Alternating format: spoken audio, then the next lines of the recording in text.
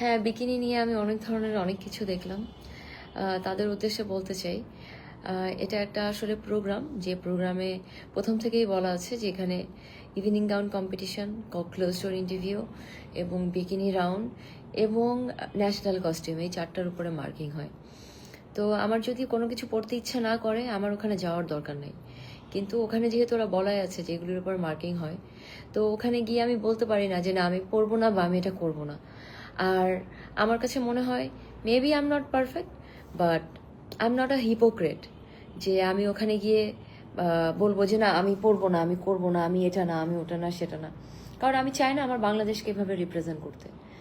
R I am not the first person যে বাংলাদেশে প্রথম বিকিনি পরছে, বা বাংলাদেশে আর কেউ বিকিনি পরে না, বা 5 বছর পরে পরবে না, বা 1 বছর পরে পরবে না, পরবে।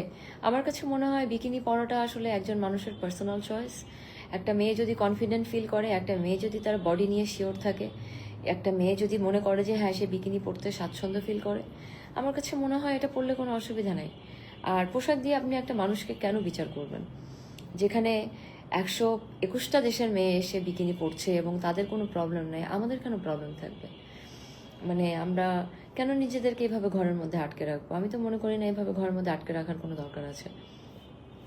আর স্পেশালি ইয়াং জেনারেশনস, আপনি তো ওদেরকে আরও আটকে রাখতে পারবেন না। ওরা তো অনেক অনেক স্বাধীন চেতা।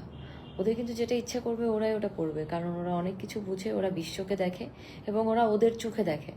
ওদের যেটা ভালো লাগবে ওরা সেটাই করবে। এবং আমি মনে করি না যে একজন মানুষ যেভাবে বাঁচতে চায়, যেভাবে থাকতে চায়, সেই তার বাঁচাতে, তার লাইফস্টাইলে কারোর এসে বাধা দেওয়া উচিত।